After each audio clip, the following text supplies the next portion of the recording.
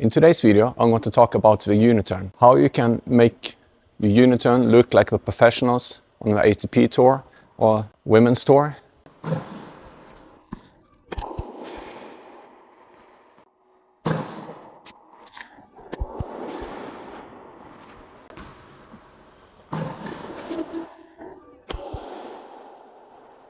I will go through the uniturn step by step from the start to the finish.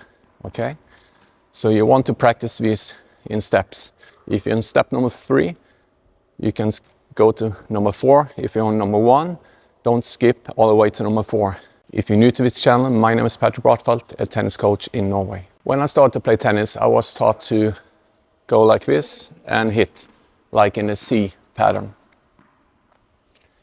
As you can see, I don't have that much turning of my shoulders. So that was the classical style in the 80s, to have a C pattern with a racket.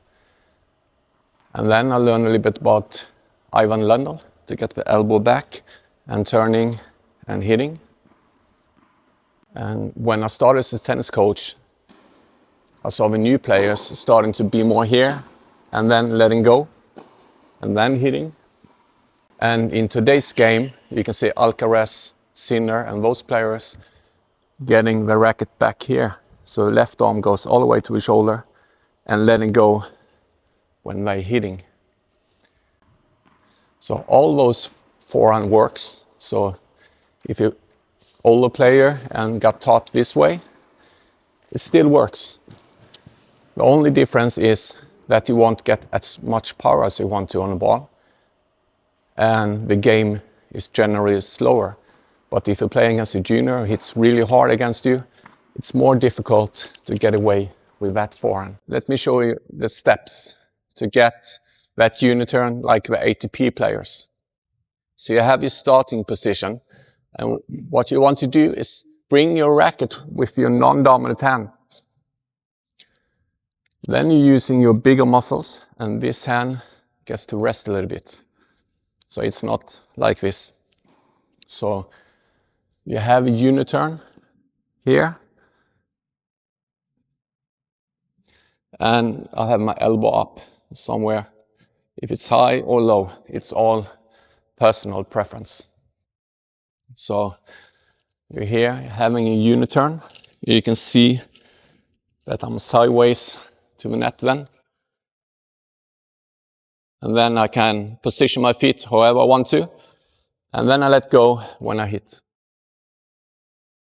So what I will do is just practice on that uniturn, having that uniturn, and hit. Uniturn, and letting go of the racket when you hit. You see, every time my racket will be in the same position. I will have nothing of this. It's just here and hit. Uniturn and hit. When you master that part, you can add your legs. So the first thing you want to do then is right before the ball bounces, you want to bend your knees. Okay?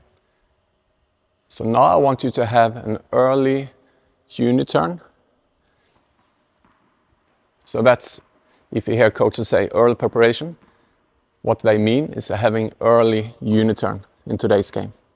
Not racket like this. Okay? That's a mistake to run with a racket here. You will get slow. So you want to start your uniturn and then run.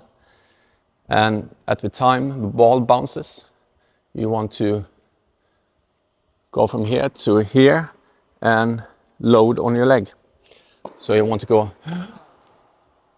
So you take a deep breath and load on the right leg if you're right-handed, and then you let go. Then you will start to use your legs even more. So you go uniturn, full uniturn, and you want to sit down and hit.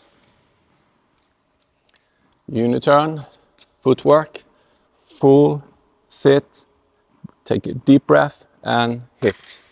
So when you master that level, you can even get more power if you coiling your hips as well. So what I mean by that is you're having the uniturn. So you see I'm really far back here.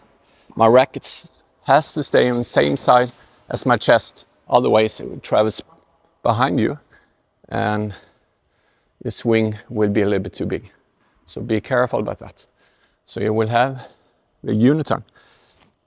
You're bending your knees. So what you want to do here is twist even further.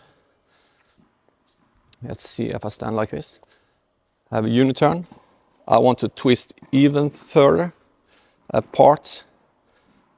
So now all my weight is on my right leg. If I stand like this, have a uniturn, and I twist even more. You can see on my shorts here, I got a line in my shorts. And twisting upper body, and now all my weight will be here and I hit. That will be the proper loading to get maximum power. That's why you can see some of the players jumping, but they're not actually jumping, it's just the force they're generating with the rotating power. What you have to do, you have a uniturn,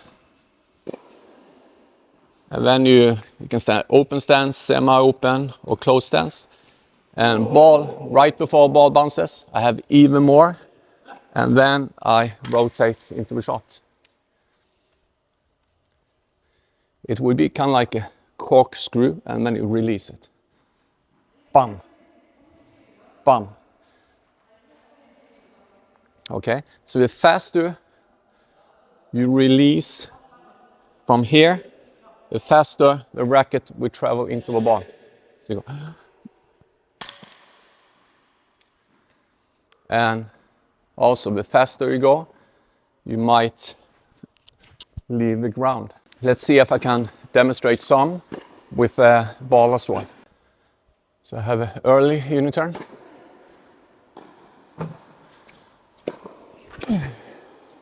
So right before ball bounces, I twist even more.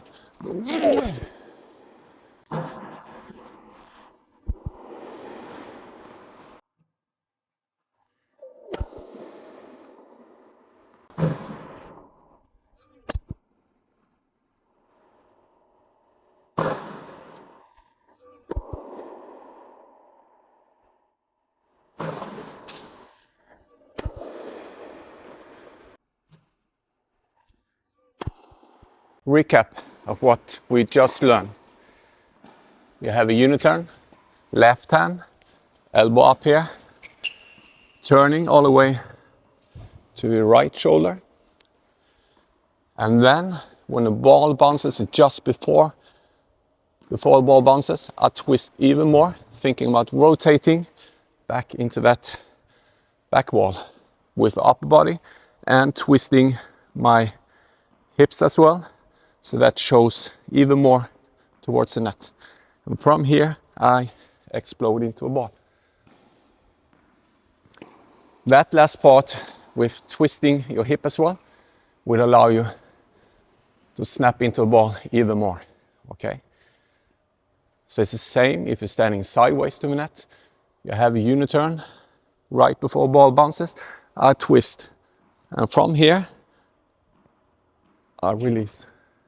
Go out and practice and let me know how you're doing. See you next time.